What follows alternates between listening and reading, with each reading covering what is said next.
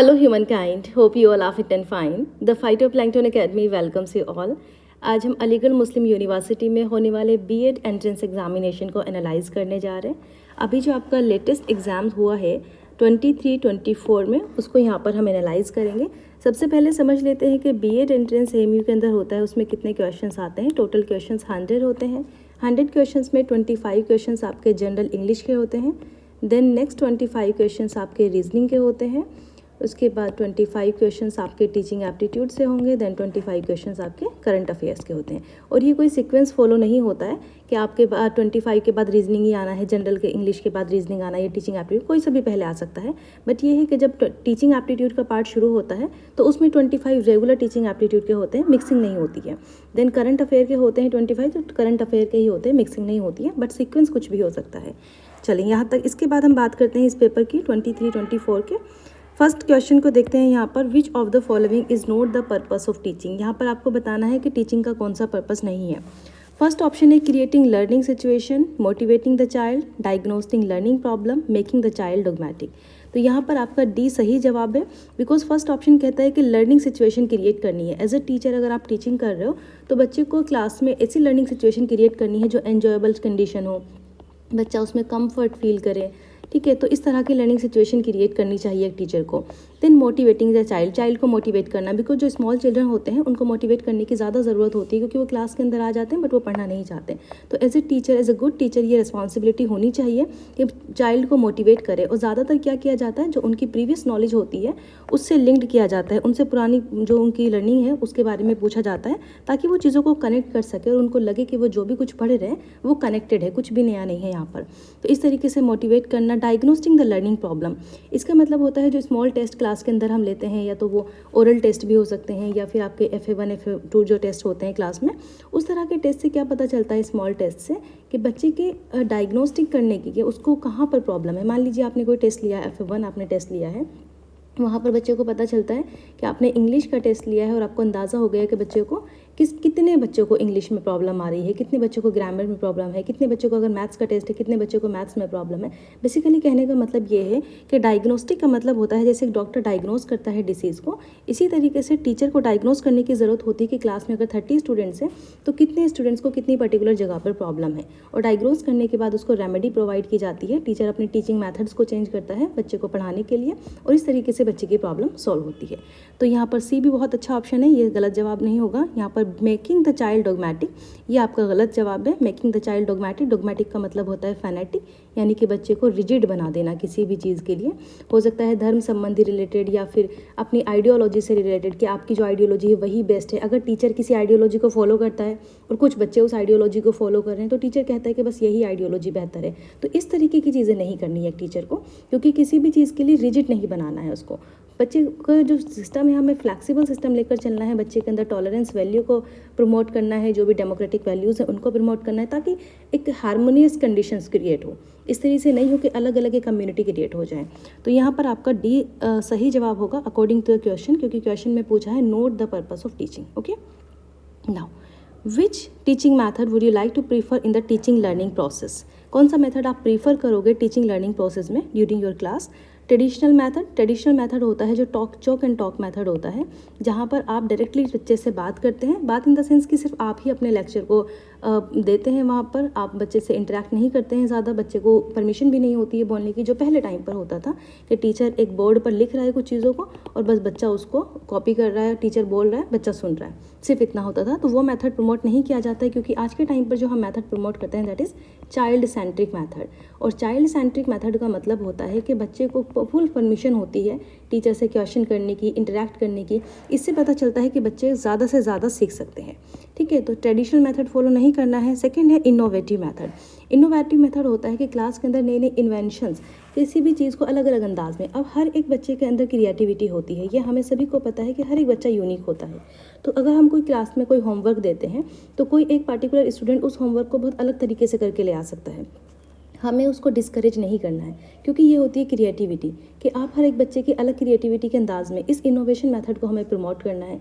Class के अंदर अगर आपने कोई एग्जाम्पल दिया या कोई भी आप कोई लॉ पढ़ा रहे हैं, किसी भी चीज़ से रिलेटेड कोई प्रिंसिपल पढ़ा रहे हैं और बच्चा उसमें कुछ अलग तरीके का एग्जाम्पल देता है, तो आपको उसको प्रमोट करना है अगर वो उससे लिंक्ड है तो, और अगर लिंक नहीं है तो उसको गाइड करने की कोशिश करनी।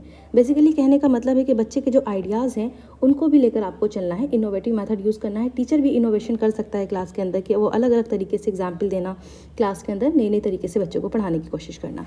सेल्फ सेंटर्ड मेथड होता है कि सिर्फ बच्चे को ही उसके अंदर लगा देना है कि आपको ये हमने बुक्स दे दी हैं और इसके अकॉर्डिंग आप फॉलो करो और अब आप खुद से पढ़ सकते हो। सेल्फ सेंटर्ड मेथड फॉलो नहीं करना है। टेक्स्ट बुक मेथड भी नहीं फॉलो करना है कि टीचर ने डिक्टेट करना शुरू कर दिया या फिर बच्चों से डिक्टेट कराना शुरू कर दिया कि आप टेक्स्ट बुक को पढ़ो, सिर्फ इसी को फॉलो करेंगे, उसी की एक्सरसाइज को हम लेकर चलेंगे। ऐसा नहीं होना चाहिए, क्योंकि बेसिकली सबसे ज़्यादा ज़रूरी क्या है, टीचर का एक्सपीरियंस बहुत मायने रखता है कि टीचर के पास कुछ एक्सपीरियंस है तो वो किसी भी चीज़ को समझाने के लिए उस एक्सपीरियंस के ज़रिए बच्चों को अलग अलग तरह के एग्जाम्पल दे सकता है। अगर सिर्फ टेक्स्ट बुक मेथड को फॉलो किया जाए तो यहाँ पर एक कन्फाइंड जोन में स्टडी होगी, एक ब्रॉड जोन में नहीं होगी, डाइवर्जेंट थिंकिंग डेवलप नहीं होगी। ओके, तो यहाँ पर सही जवाब हो जाएगा आपका innovative method option B. Now in your opinion what does a teacher do exactly during the teaching learning process. आपके ओपिनियन में टीचर को क्या करना चाहिए exactly teaching learning process. Teaching learning process से आप क्या समझ रहे हो कि क्लासरूम के अंदर टीचर कुछ बात करता है और बच्चे उस क्लासरूम के अंदर बैठे हुए उसको सुन रहे हैं, उसको पढ़ रहे हैं, that is teaching learning process के बच्चे लर्न कर रहे हैं और टीचर अपना टीचिंग कर रहा है। फर्स्ट है scolding student without any reason, बिना किसी रीज़न के बच्चे को डांटना, ये सही नहीं है। डिक्टेट नोट्स, देखिए डिक्टेट नोट्स की कहीं पर भी बात आती है आपको ऑप्शन गलत कर देना है। Engage them in reading books in any subject, ये भी सही नहीं है कि आपको अपना टाइम पास करना है तो आप इंगेज कर दो बच्चों को, ये होता है कुछ स्कूल्स में, लेकिन ये नहीं सही तरीका नहीं है। Motivating them to understand the content, तो ये सबसे सही बात है कि बच्चे को मोटिवेट करना कि वो कंटेंट को समझे और अपनी रियल लाइफ में उसकी एप्लीकेशन करने की कोशिश करे। Now which among the following is the most important aspect of the effective teaching. Effective teaching कब होती है? फर्स्ट है theoretical delivery of the subject content, तो इफेक्टिव टीचिंग नहीं होगी अगर आप ओनली थ्योरी पढ़ा रहे हैं तो। Application of the knowledge aspect, अभी मैंने आपको बताया कि जो भी नॉलेज आप देते हो बच्चे को उसकी एप्लीकेशन होना ज़रूरी है। Solution of exercise given in the text book, सिर्फ टेक्स्ट बुक तक ही लिमिटेड रहना भी सही नहीं है। Reading of text book by the student, बच्चे अगर टेक्स्ट बुक पढ़ रहे हैं वो अच्छी बात है कि अगर वो टेक्स्ट बुक पढ़ रहे हैं उनको भी रीडिंग करना आना चाहिए, बट सिर्फ वहाँ तक लिमिटेड रहना सही नहीं है। सबसे बेहतर अप्रोप्रिएट आंसर है application of the knowledge aspect, जो भी कंटेंट आपने क्लास के अंदर पढ़ाया है उसकी एप्लीकेशन। मान लीजिए आपने कुछ टॉलरेंस वैल्यू आप पढ़ा रहे हैं, अपना सिविक्स आप पढ़ा रहे हो और आपने टॉलरेंस वैल्यू या फिर डेमोक्रेटिक वैल्यूज से रिलेटेड आपने कुछ बातें बताई हैं, ठीक है बच्चे को, और अगर वो सिर्फ किताबों तक ही लिमिटेड हैं, बच्चे उसको फॉलो नहीं कर रहे हैं, क्लास के अंदर बहुत झगड़े हो रहे हैं, क्लास के अंदर टॉलरेंस नाम की कोई चीज़ नहीं नज़र आ रही है, बच्चे एक दूसरे से अलग अलग ग्रुप बनाकर बैठे हुए हैं, तो ये एप्लीकेशन नहीं हुई है नॉलेज की। ये तो सिविक्स लेवल पर हो गया। अगर मैं आपको साइंस के टर्म्स में बताऊँ, ये बहुत अच्छा सा एग्जाम्पल हो जाएगा। मान लीजिए आपने कोई टेबल पढ़ाया है, ठीक है, आपने 5 का टेबल पढ़ाया है, 5 × 5, और आपने बताया 5 × 5 25 होता है, पूरा टेबल हम पढ़ा रहे हैं, ठीक है। तो ये क्या हुआ, ये आपने थियोरेटिकल नॉलेज आपको बच्चे पे बोर्ड पर लिख कर बता दी, थियोरेटिकल कंटेंट हो गया। हो सकता है इससे रिलेटेड कोई आप जो टेक्स्ट बुक है उसमें कोई एक्सरसाइज हो तो उस सॉल्यूशन को भी आप करा देंगे, बच्चे से रीड भी करा लेंगे, दैट इज़ इनफ। बट इससे कहीं ज़्यादा ज़रूरी है कि बच्चा उसकी एप्लीकेशन कर सके।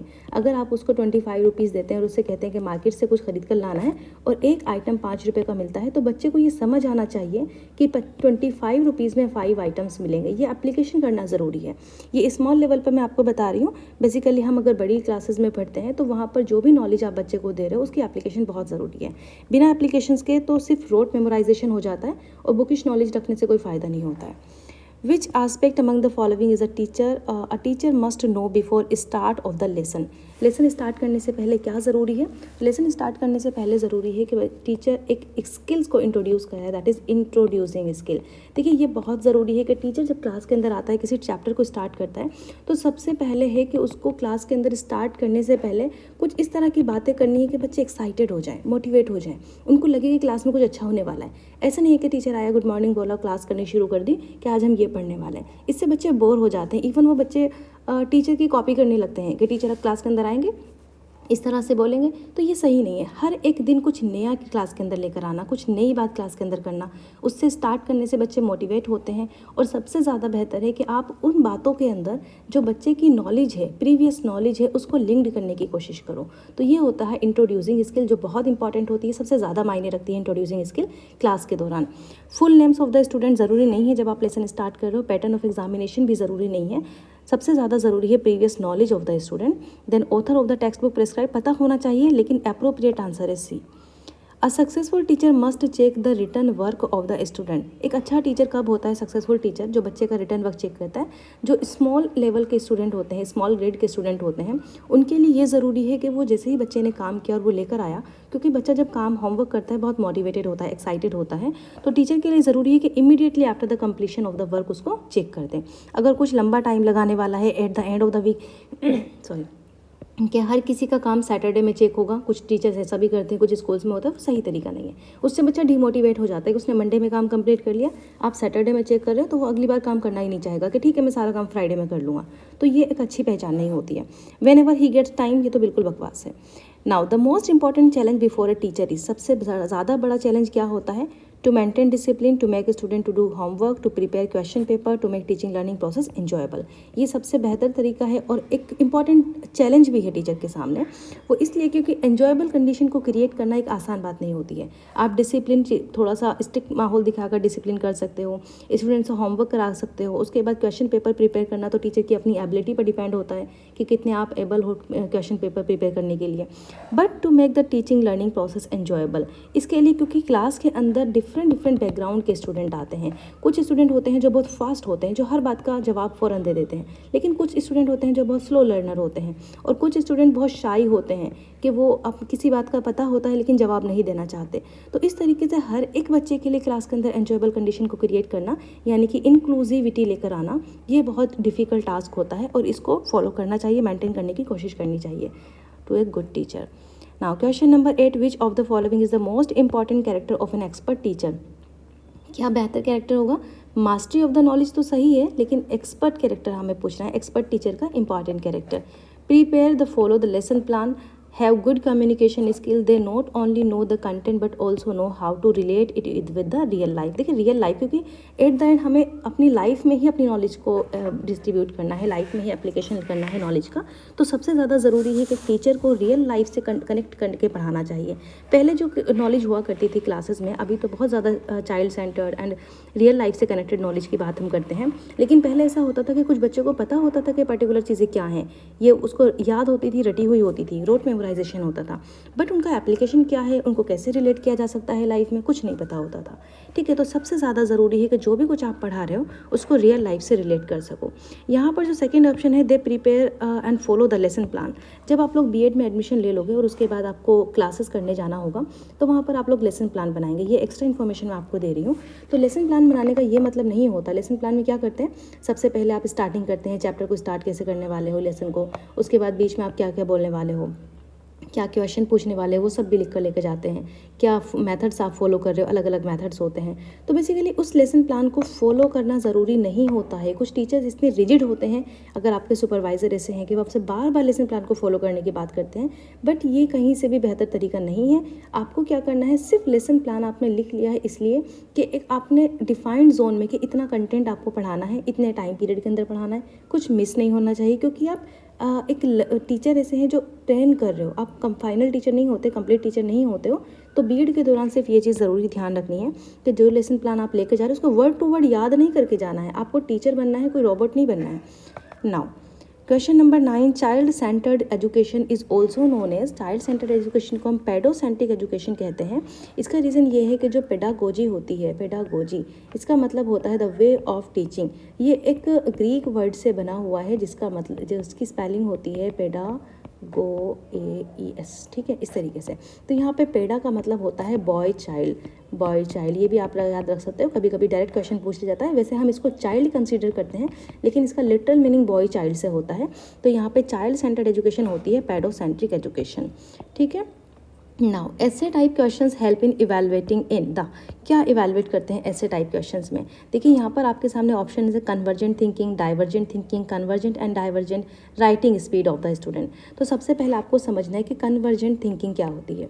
कन्वर्जेंट थिंकिंग होती है जब आपके पास एक सेट होता है कि ये आपके पास आंसर्स हैं 1 2 3 4 और इसमें से आपको आंसर चूज़ करने हैं। तो आप क्या है, इस दायरे से बाहर नहीं जा सकते हो, आपको जो भी कुछ चूज़ करना है यहीं से चूज़ करना है, ठीक है। तो आपकी जो नॉलेज हो गई, जहाँ भी थिंकिंग हो गई, ये कन्वर्ज हो गई, ठीक है, आपको इससे बाहर नहीं जा सकते हो। लेकिन डाइवर्जेंट थिंकिंग होती है कि आपके सामने सिर्फ क्वेश्चन है, आप उस क्वेश्चन के अंदर कुछ भी लिख सकते हो, कोई भी जवाब बता सकते हो।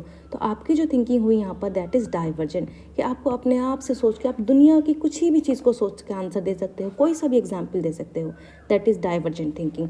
अब जो मल्टीपल चॉइस क्वेश्चन होते हैं उसमें ऑप्शंस दिए होते हैं, ठीक है, तो वो होती है आपकी कन्वर्जेंट थिंकिंग, क्योंकि वहाँ पर आप उस जोन से बाहर नहीं जा सकते, उन 4 ऑप्शंस में से ही आपको चूज़ करना है।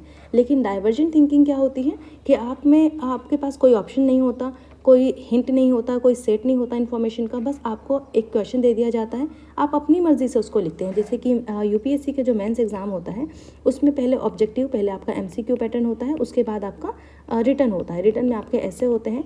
तो ये जो लॉन्ग टेस्ट ऐसे वाला पेपर होता है, इसमें ज़रूरी है कि एक जो भी सिविल सर्विस में जाने वाले हैं उनको पता होना चाहिए, उनके पास इतनी डाइवर्जेंट थिंकिंग होनी चाहिए कि पर्टिकुलर क्वेश्चन को कितनी तरीके से देखा जा सकता है, ठीक है। तो यहाँ पर सिर्फ डाइवर्जेंट थिंकिंग आपका आंसर आएगा, option B would be the correct answer. Next question number 11, what do you mean by aptitude? Aptitude का क्या मतलब होता है? टीचिंग एप्टीट्यूड आपके एग्जाम में आने वाला है।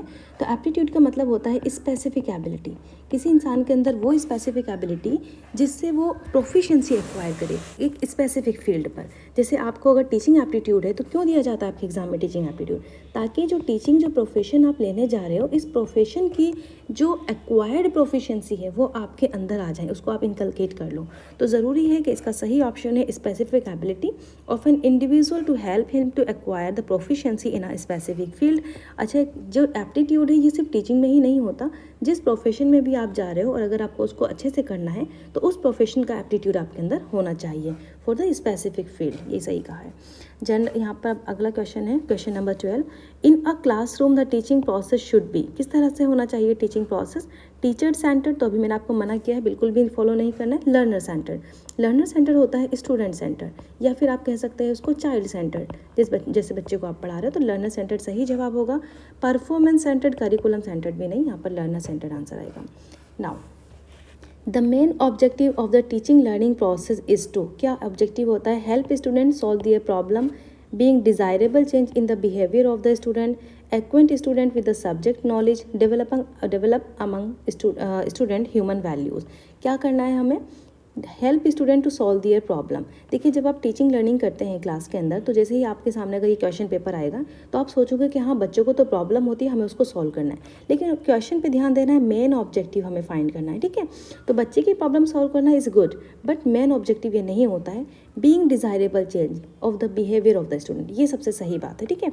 बीइंग डिज़ायरेबल चेंज का मतलब है कि आप टीचिंग लर्निंग कर रहे हो, मान लीजिए साइंस की, ठीक है, साइंस में आप पढ़ा रहे हो बायोलॉजी फॉर एग्जाम्पल, क्योंकि उसके सब्जेक्ट के स्टूडेंट हो सकते हैं, मैं एक ही एग्जाम्पल आपको दे सकती हूँ यहाँ पर। तो बायोलॉजी में आपको कोई एक कंटेंट पढ़ाना है, उसके बाद आपको कुछ डिज़ायरेबल चेंज लेकर आने हैं कि बच्चा ये पर्टिकुलर कंटेंट पढ़ने के बाद इन चीज़ों को समझ जाएगा और अपनी रियल लाइफ में इस तरीके से एप्लीकेशन लेकर आएगा, ठीक है। तो ये क्या हुआ, ये हमारे कुछ ऑब्जेक्टिव हैं। ये ऑब्जेक्टिव जनरल ऑब्जेक्टिव होते हैं, स्पेसिफिक ऑब्जेक्टिव होते हैं। बेसिकली ये सारे ऑब्जेक्टिव क्या है हमारे? Desirable change. हम ये चैप्टर पढ़ाने के बाद बच्चे के अंदर ये पर्टिकुलर चेंजेस लेकर आना चाहते हैं, ठीक है। तो टीचिंग लर्निंग प्रोसेस का मेन ऑब्जेक्टिव होता है कि कुछ डिज़ायरेबल चेंज हमें लेकर आने हैं। तो यहाँ पर बी आपका सही जवाब होगा, option B. Acquaint student with the subject knowledge का मतलब है कि बच्चे को उस नॉलेज से फैमिलियर कराना, ठीक है, कि जो भी नॉलेज आप दे रहे हो तो फैमिलियर कराना अच्छी बात है, बट उस फैमिलियर करने से ही सिर्फ उसके अंदर कुछ चेंजेस नहीं आ जाएंगे, ठीक है। इवन टीचिंग लर्निंग का ही मतलब होता है, टीचिंग का मतलब ही होता है कि कुछ बिहेवियर को चेंज करना, बिहेवियर को मॉडिफाई करना। जब आप इस क्लास अपने घर पर होते हैं तो क्या होता है, आपका बिहेवियर कुछ अलग होता है, लेकिन जैसे धीरे धीरे आप किसी टीचिंग इंस्टीट्यूशन में जाने लगते हैं, आप एजुकेशन इंस्टीट्यूशन में पढ़ने लगते हैं, तो आपका बिहेवियर मॉडिफाई हो जाता है, ठीक है। तो यहाँ पर होता है डिज़ायरेबल चेंज लेकर आना बिहेवियर में। नेक्स्ट है develop among student human values. Human values को डेवलप करना बहुत अच्छी बात है, लेकिन यहाँ पर टीचिंग लर्निंग प्रोसेस का जो मेन ऑब्जेक्टिव है वो बी ऑप्शन सही होगा। तो यहाँ पर बी आपका सही जवाब है। After completing post graduate degree in a school subject, school subject को फोकस करना है। You are looking for a job, which of the following job would you prefer to join, कौन सी जॉब आप प्रीफर करना चाहोगे? एडमिनिस्ट्रेटिव जॉब फैक्ट्री में, अगर आपने स्कूल सब्जेक्ट में कुछ पोस्ट ग्रेजुएशन किया है तो फैक्ट्री में कैसे काम करेंगे? फैक्ट्री में काम करने के लिए तो आपके पास एडमिनिस्ट्रेटिव सब्जेक्ट होना चाहिए, बीबीए की डिग्री होनी चाहिए, बिजनेस एडमिनिस्ट्रेशन या एमबीए इस तरह का। स्टार्टिंग योर ओन बिजनेस, अपना बिजनेस स्टार्ट करने के लिए आपके पास एडमिनिस्ट्रेटिव वाली डिग्री होनी चाहिए। स्कूल सब्जेक्ट आपने मान लीजिए आपने बायोलॉजी पढ़ी है, ठीक है, तो आप अपना बिजनेस कैसे स्टार्ट करोगे, या सोचने की बात है थोड़ा सा। टीचिंग एंड एजुकेशनल इंस्टीट्यूशन, यही सही ऑप्शन है कि teaching and educational institution. High managerial position in the office, ये भी गलत जवाब है। The primary task of a teacher is, primary task क्या होता है टीचर का? To teach the prescribed curriculum. देखिए यहाँ पर क्वेश्चन पे ध्यान देना सबसे ज़्यादा ज़रूरी है, ठीक है। प्राइमरी टास्क, मेन ऑब्जेक्टिव, क्योंकि बार बार ऑप्शन जितने भी आप देखोगे आपको बिल्कुल सही लगेंगे कि हाँ ये बात तो होनी चाहिए, बट आपको अप्रोप्रिएट आंसर चूज़ करना है। To stimulate and guide study student learning, to promote habits of conformity to adults' demands and expectation, to provide diagnostic and remedial aids wherever indicated। तो ये सही जवाब है यहाँ पे कि डायग्नोस करना है। देखिए मैं आपको 3 चीज़ें यहाँ पर बता देती हूँ इस क्वेश्चन को सॉल्व करने से पहले। जो टीचिंग हम करते हैं, तो टीचिंग करने का जो मेन ऑब्जेक्टिव होता है उसको में होते हैं हमारे 3 पर्टिकुलर जोन। 3 पर्टिकुलर जोन होते हैं according to the Bloom taxonomy. ये आप अपने बीएड के प्रोग्राम में भी पढ़ने वाले हो। ब्लूम टैक्सोनॉमी के अकॉर्डिंग फर्स्ट आपका होता है कोग्निटिव डोमेन। कोग्निटिव डोमेन होता है आपका हेड से रिलेटेड, कोग्निटिव डोमेन, ठीक है। ये आपका हेड से रिलेटेड होता है कि आपने दिमाग के अंदर अपनी चीज़ें कर लिया, आपने थिंकिंग करके चीज़ों को लर्न कर लिया। सेकंड होता है आपका अफेक्टिव डोमेन, कि जो भी चीज़ें आपने पढ़ी हैं वो आपके अफेक्टिव डोमेन यानी कि आपके हार्ट को टच करनी चाहिए, ठीक है, आपके दिल से रिलेटेड, आप उनको सोच समझ के अपनी एप्लीकेशन में लेकर आओ। उसके बाद होता है थर्ड होता है आपका साइकोमोटर डोमेन, ठीक है। साइकोमोटर डोमेन होता है किसी भी चीज़ की एप्लीकेशन करना, मूवमेंट करना, तो साइकोमोटर डोमेन को हम हैंड से कनेक्ट करते हैं। अब यहाँ पर एक छोटा सा एग्जाम्पल आपकी एडिशनल नॉलेज के लिए बताना चाहूँगी कि देखिए न्यूक्लियर साइंस के बारे में आपने सुना होगा, ठीक है। न्यूक्लियर साइंस NS में लिख रही हूँ।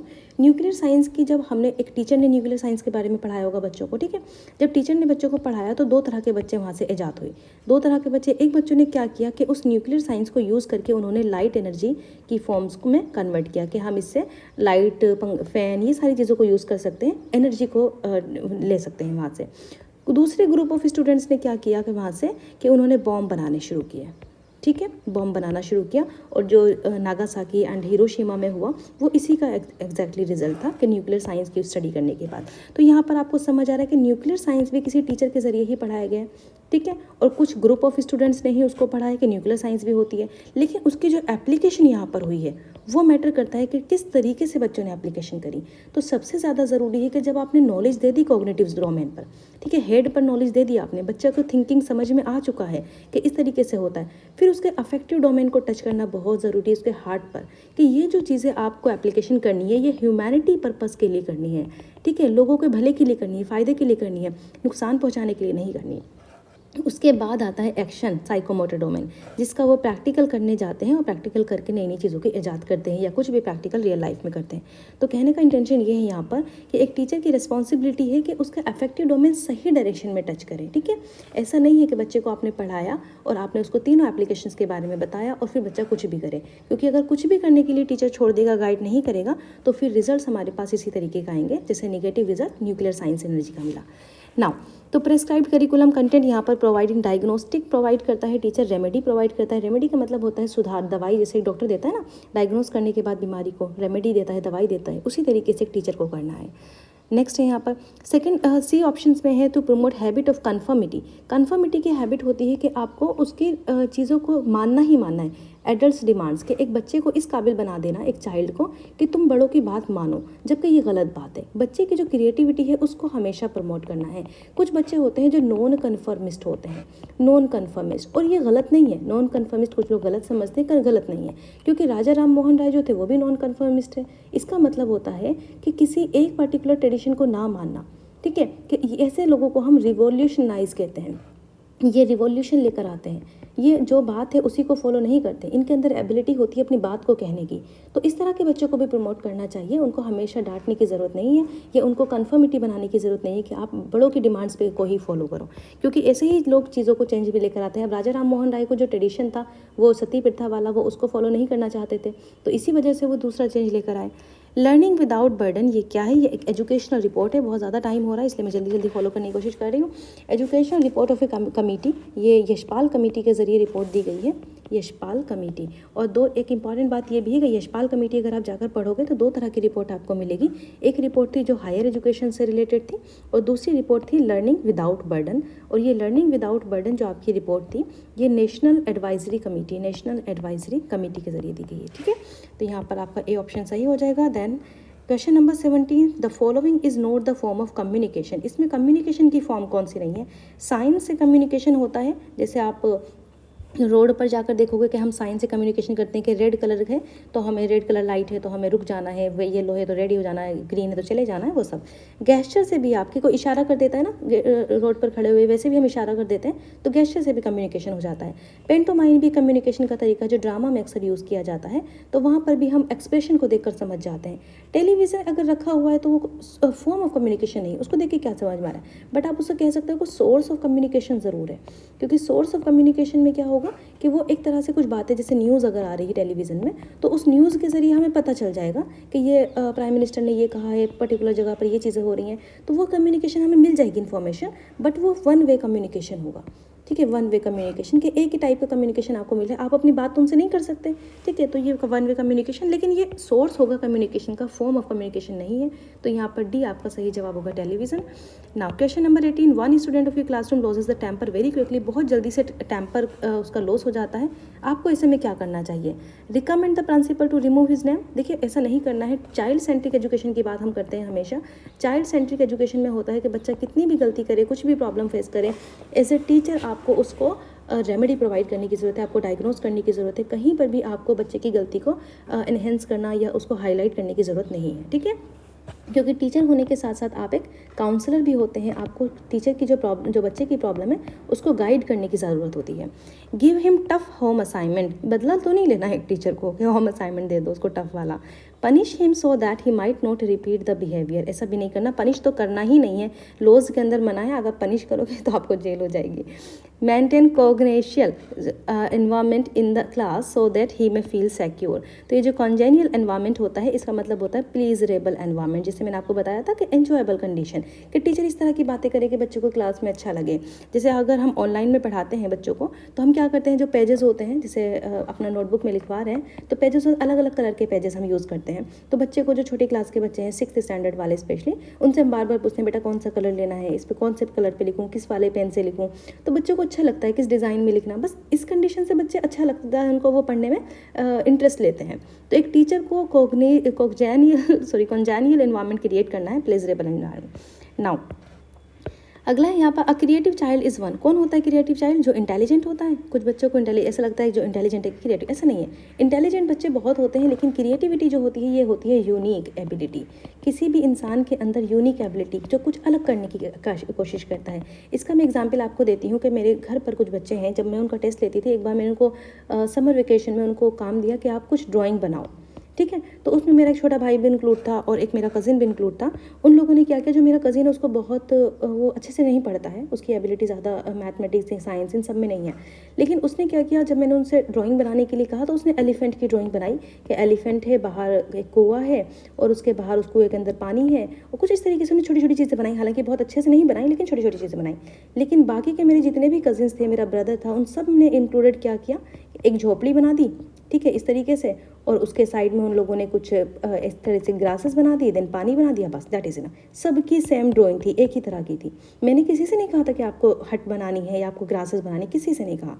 लेकिन मेरा जो कज़िन भाई था, जो छोटा सा भाई था, उसको कोई आइडिया नहीं था, इवन वो पढ़ने में बिल्कुल भी अच्छा नहीं है, बट उसके बावजूद भी उसने इतनी अच्छी ड्राइंग बनाई। इसको कहते हैं creativity.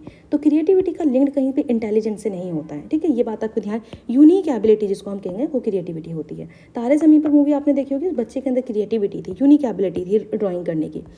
Now get good marks in exam, ये भी कोई एबिलिटी नहीं, क्योंकि रट्टाफिकेशन से भी बच्चे ऐसा कर लेते हैं। गुड प्रॉब्लम सॉल्विंग एबिलिटी, ये सबसे सही बात है कि उनके अंदर प्रॉब्लम सॉल्विंग एबिलिटी होती है। नाउ इसमें से राइट ऑप्शन चूज़ करना है। Measurement is the part of evaluation. तो सबसे पहले हम समझ लेते हैं कि इवैल्यूएशन क्या होता है। जो भी हम बच्चे को असेस करते हैं कि उसके एग्जाम्स होते हैं, अलग अलग पैटर्न्स पे एग्जाम होते हैं, जैसे फॉर्मेटिव असेसमेंट होता है, ठीक है, बिटवीन में। उसके बाद आपका डायग्नोस्टिक असेसमेंट होता है, उसी के दौरान हम उसके प्रॉब्लम को डायग्नोस करते हैं। देन समेटिव असेसमेंट होता है। तो ये 3 तरीके होते हैं असेसमेंट के। बेसिकली इनको मेज़र कैसे किया जाता है, जैसे फॉर्मेटिव असेसमेंट को आपको मेज़र करना है तो आप किस स्केल पर मेज़र करोगे। आपने शॉर्ट आंसर क्वेश्चन दिए, ये भी एक मेजरमेंट का तरीका हुआ, शॉर्ट आंसर। आपने ऑब्जेक्टिव क्वेश्चन दिए, ये भी एक मेजरमेंट करने का तरीका हुआ। तो बेसिकली मेजरमेंट जो होता है वो इवैल्यूएशन का पार्ट होता है, ठीक है। मेजरमेंट पहले नहीं आता, इवैल्यूएशन पहले आता है। तो measurement is a part of evaluation, ये आपका सही ऑप्शन हो जाएगा। और उसके बाद इंपॉर्टेंट चीज़ ये है कि मेजरमेंट जो होता है वो आपका क्वांटिटेटिव होता है, आप नंबर्स में क्वांटिफाई करते हो, क्वालिटेटिव एस्पेक्ट नहीं होता है कि आप किसी भी बच्चे ने अगर आपने कोई क्वेश्चन पेपर लिया है तो क्वेश्चन पेपर को चेक करने के बाद कह रहे हो गुड, ऐसा थोड़ी होता है। या आपने लिखा कि एक्सीलेंट, ठीक है, आप बाद में मार्किंग कर दो, रिमार्क दे दो एक्सीलेंट, लेकिन सबसे पहले तो आप नंबर्स लिखते हो ना कि 11 मार्क्स आए हैं आपके आउट ऑफ 15, इस तरीके से लिखते हो। तो ये जो मार्किंग आप कर रहे हो दैट इज़ क्वांटिटेटिव, ओके। ना why assessment is important in teaching, क्यों ज़रूरी है असेसमेंट करना, टू गेट द मार्क्स और ग्रेड, मोटिवेट द चिल्ड्रन। तो यहाँ पर सही जवाब होगा motivate the children for learning. कि अगर आप किसी क्लास के अंदर बच्चे हैं और आपने उनको मार्क्स दिए, 14 मार्क्स दिए, 15 मार्क्स दिए आउट ऑफ 15, जितने भी उनके मार्क्स आ रहे हैं, तो उसके हिसाब से क्या होता है, बच्चा मोटिवेट होता है कि मेरे इतने मार्क्स हैं, मुझे और मेहनत करनी है, या फिर मुझे किस फील्ड में जा सकता हूँ, मुझे इस पर्टिकुलर एरिया में ज़्यादा मार्क्स मिले, ये सारी चीज़ें मोटिवेट करने के लिए, ठीक है। डिफ्रेंशिएट नहीं करना होता। इस फॉर्म को हमने अभी एलिमिनेट किया है जब से सीबीएसई नया पैटर्न लेकर आई है कि अब हम ग्रेड में मार्क्स देने लगे हैं बच्चों को। तो उससे एक रेंज मिल जाती है कि A+ वाले बच्चों के मार्क्स 90+ होते हैं, या फिर A वाले बच्चों के मार्क्स 80 से 90 के बीच में होते हैं। इससे क्या होता है, हमें पता चल जाता है कि पर्टिकुलर जोन के अंदर बच्चे, लेकिन उनके मार्क्स नहीं होते कि मेरे 91 है, तुमसे 1 नंबर कम है या तुमसे 1 नंबर ज़्यादा है। तो हमें डिफ्रेंशिएट नहीं करना है बच्चों को, ठीक है, ग्रेड के अंदर मार्क्स देने होते हैं। Now to motivated teacher will have the following attributes. क्या एट्रीब्यूट्स होने चाहिए, गोल डायरेक्टेड बिहेवियर टीचर का होना चाहिए, क्योंकि एक कम्युनिटी का, एक इंस्टीट्यूशन का क्या पर्टिकुलर गोल है उसको फॉलो करना चाहिए। जैसे मान लीजिए एक इंस्टीट्यूशन है या फिर हमारी एकेडमी है, इसमें हमारा गोल है कि बच्चे का सिलेक्शन हो जाए, ठीक है। तो सारे जितने भी स्टाफ यहाँ पर काम कर रहे हैं सबका एक ही गोल होना चाहिए कि हमारा जो बच्चे हैं यहाँ पर उनका सिलेक्शन हो जाए। उसको अपने डिससेटिस्फैक्शन या अपने अनरियलिस्टिक लेवल ऑफ एस्पिरेशन पर नहीं जाना है कि मान लीजिए कोई टीचर है वो बहुत ज़्यादा डेडिकेटेड है और वो सोच रहे हैं कि यहाँ पर सारे के सारे बच्चों का सिलेक्शन हो जाए। तो इस तरह का अनरियलिस्टिक लेवल ऑफ एस्पिरेशन नहीं होना चाहिए कि आप एक टीचर हैं और आप सोचने लगें कि मैं इतनी मेहनत से पढ़ाऊंगा कि सारे बच्चे आईएएस बन जाएंगे। तो देखिए आईएएस में लिमिटेड सीट्स होती हैं, तो अनरियलिस्टिक लेवल ऑफ एस्पिरेशन आपको नहीं लेकर आना है। डिससेटिस्फैक्शन, स्ट्रेस, पर्सनालिटी, तो बिल्कुल गलत ऑप्शन है, ये आपका सही जवाब होगा। For a teacher to be an effective teacher क्या होना चाहिए, ask question between lectures, help the student to get the correct answer, use different types of teaching aids, help student understand the correct meaning of what is taught। तो ये सबसे सही है कि teacher को पता होना ज़रूरी है कि वो बच्चे को अंडरस्टैंड करा सके कि जो भी कुछ वो पढ़ा रहा है उसके एग्जैक्ट मीनिंग क्या है, ठीक है। नाउ अगला है यहाँ पर for a teacher to teach a differentially able. देखिए ये इंपॉर्टेंट टर्म है डिफरेंशियली एबल, नावेडेज हम इसी को यूज़ करते हैं, करना भी चाहिए। पहले इसके अपोजिट एक टर्म्स यूज़ की जाती थी, इसी के सिनोनिम्स में डिसेबल्ड, ठीक है। डिसेबल्ड बहुत गलत टर्म्स है, इसको यूज़ नहीं करना है। जो हमारे पहले जैसे कि आपकी NPE आई थी, NPE 1968 में, नेशनल पॉलिसी एजुकेशन, उसमें क्या था, उसमें हमने हैंडीकैप वर्ड यूज़ किया था, ठीक है, हैंडीकैप। उसके बाद 1986 की पॉलिसी में भी हमने हैंडीकैप वर्ड यूज़ किया, जो गलत तरीका है यूज़ करने का, क्योंकि अब हम चीज़ों में सुधार लेकर आ रहे हैं धीरे धीरे। उस टाइम पर हम इंटीग्रेटेड एजुकेशन यूज़ करते थे, लेकिन आज के टाइम पर हम इंक्लूसिव एजुकेशन यूज़ करते हैं। इंटीग्रेटेड एजुकेशन का मतलब होता है कि अलग अलग तरह के बच्चों को अलग अलग तरह की फैसिलिटी क्लास के अंदर देना। इंक्लूसिव का मतलब होता है सारे बच्चों को एक तरह की फैसिलिटीज़ देना, सबको एक तरीके से पढ़ाना, किसी को अलग नहीं समझना, हर एक कैटेगरी का स्टूडेंट, हर एक बैकग्राउंड का स्टूडेंट। तो इंक्लूसिव टर्म बहुत ज़्यादा अच्छी है एज़ कम्पेयर टू इंटीग्रेटेड। तो यहाँ पर मेरे को ज़्यादा अंदर चली गई हूँ। खैर यहाँ पर कहने का मतलब है कि डिफरेंशियली एबल चिल्ड्रन क्लास के अंदर क्या होने चाहिए, be wastage of efforts and time. जब एक टीचर for a teacher to teach a differentially able का मतलब होता है जैसे बच्चे विजुअली इम्पेयर्ड है, या फिर उनको हियरिंग इम्पेयर्ड है, सुनने में प्रॉब्लम है, इस तरह के बच्चे, या फिर फिजिकली इम्पेयर्ड है किसी भी तरह से, तो वो बच्चे वेस्टेज होते हैं एफर्ट्स एंड टाइम का। Hardly make a difference be a social responsibility and challenge to succeed. ये सही है कि एक टीचर की रिस्पॉन्सिबिलिटी होनी चाहिए उनको पढ़ाने की और ये उनको सक्सेस कराने की, ठीक है। एक टीचिंग जो होता है, इसको ये चीज़ भी याद रखें, आप बार बार सुनते होंगे कि टीचिंग नोबल प्रोफेशन तो होता ही है, उसके साथ साथ टीचिंग रिस्पॉन्सिबिलिटी भी होती है, ठीक है। ज़रूरी नहीं है कि बच्चा आपके लिए क्या रिस्पॉन्स कर रहा है, उसके पेरेंट्स या सोसाइटी क्या रिस्पॉन्स कर रही है। अगर आप टीचर हैं, किसी इंस्टीट्यूशन के अंदर पढ़ा रहे हैं, तो आपकी रिस्पॉन्सिबिलिटी है कि जो भी बच्चे वहाँ पर पढ़ रहे हैं वो ज़्यादा से ज़्यादा सक्सेस हो जाएँ अपनी ज़िंदगी में।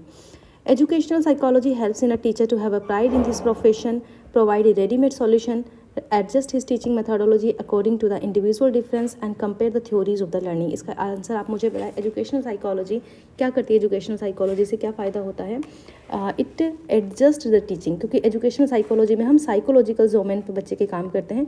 उसको अगर किसी तरह की कोई प्रॉब्लम है, उसको हो सकता है उसका जो बैकग्राउंड हो घर का, वो वहाँ पर वीक फील कर रहा हो, या क्लास के अंदर उसको इन्फीरियरिटी की फीलिंग आ रही है, तो ऐसे केसेस में हम बच्चे को क्या करते हैं, उसकी काउंसलिंग करते हैं। मैंने आपसे कहा था कि टीचर जो होता है वो एक काउंसलर भी होता है, तो उसकी जो टीचिंग मेथोडोलॉजी है टीचर की, उसको इस तरीके से एडजस्ट करनी है according to the individual difference. ये बहुत इंपॉर्टेंट है, इंडिविजुअल डिफरेंस, कि हर एक बच्चा अलग होता है, हर एक बच्चा यूनिक होता है, सबके हिसाब से आपको टीचिंग मेथोडोलॉजी यूज़ करनी है। तो सी आपका सही ऑप्शन हो जाएगा। देन अब यहाँ से आती है आपकी current affair. National education day कब सेलिब्रेट किया जाता है? ये मौलाना अबुल कलाम आज़ाद, जो कि फर्स्ट एजुकेशन मिनिस्टर थे इंडिया के, उनकी डेथ जो बर्थ एनिवर्सरी है, तो उस पर यूज़ किया जाता है, उस पर हम सेलिब्रेट करते हैं मौलाना अबुल कलाम आज़ाद। इस पर एक मैंने शॉर्ट वीडियो बनाई हुई है जो चैनल पर पड़ी हुई है, आप इसको जाकर देख सकते हैं। उसमें बहुत सारी उनकी बुक्स के बारे में बताया हुआ है, बहुत 1 मिनट की वीडियो में बहुत ज़्यादा इन्फॉर्मेशन मैंने वहाँ पर दी है, क्योंकि मैं हमेशा फास्ट वर्क करती हूँ ताकि बच्चे का टाइम का जो वक्त है वो कम ज़ाया हो और ज़्यादा से ज़्यादा इन्फॉर्मेशन उसको मिल जाए। तो डी आपका सही जवाब होगा। उसके आगे हम पढ़ते हैं यहाँ पर free and compulsory education act. ये कब ऑपरेट हुआ था? 1 अप्रैल 2010 में। इसका जो ये कब आया था, ये तो यहाँ पर तो ये फोर्स हुआ था, ठीक है, फोर्स में आया था, लेकिन इम्प्लीमेंट हुआ था ये कब आया है, जो ये आप मुझे बताएंगे कमेंट करके। उसके बाद है अकॉर्डिंग 2011 सेंसस रिपोर्ट, क्या डिफरेंस है मेन और वीमेन की जो लिटरेसी रेट्स है। तो बेसिकली हमें सबसे पहले पता होना चाहिए कि 2011 का जो सेंसस हुआ था उसमें मेन और वीमेन की जो लिटरेसी थी वो कितनी थी। तो यहाँ पर मेन का लिटरेसी लेवल था 2011 में 82.14% और फीमेल का लिटरेसी लेवल था 65.46%, ठीक है। अगर आप इसको डिफरेंस करोगे तो यहाँ पर अराउंड 17% आपका सही आंसर आएगा। तो 17 आप इनको भी याद रख सकते हो, क्योंकि क्वेश्चन में मेन और फीमेल का अलग अलग भी पूछा जा सकता है। उसके बाद है the Kendriya Vidyalaya across the country under the recently launch compassionate citizen programme will now teach their children to be kind of. किसके लिए इस तरह का प्रोग्राम इनिशिएट किया गया था? टू बी काइंड टू, किसके लिए काइंड होना? एनिमल्स के लिए काइंड होना। ये जो प्रोग्राम था कंपैशनेट सिटीजन प्रोग्राम, ये टीचर्स ने एक बच्चों को डीपर अंडरस्टैंडिंग देने के लिए कि किस तरीके से आपको पीसफुली कोएग्जिस्ट करना है एनिमल्स के साथ, अगर बाहर एनिमल्स हैं। और इसी के साथ साथ कुछ पोस्टर्स, वीडियोज़, ये सारी चीज़ें भी फ्री ऑफ कॉस्ट उनको दी गई थी इस प्रोग्राम के ज़रिए। तो एनिमल्स यहाँ पे सही जवाब है। अगला है question number 30, where is the national defence university located? कहाँ पर लोकेटेड है? ये एक फैक्चुअल क्वेश्चन है, इसका सही जवाब हरियाणा है। इसके अलावा न्यू दिल्ली, चंडीगढ़, उत्तर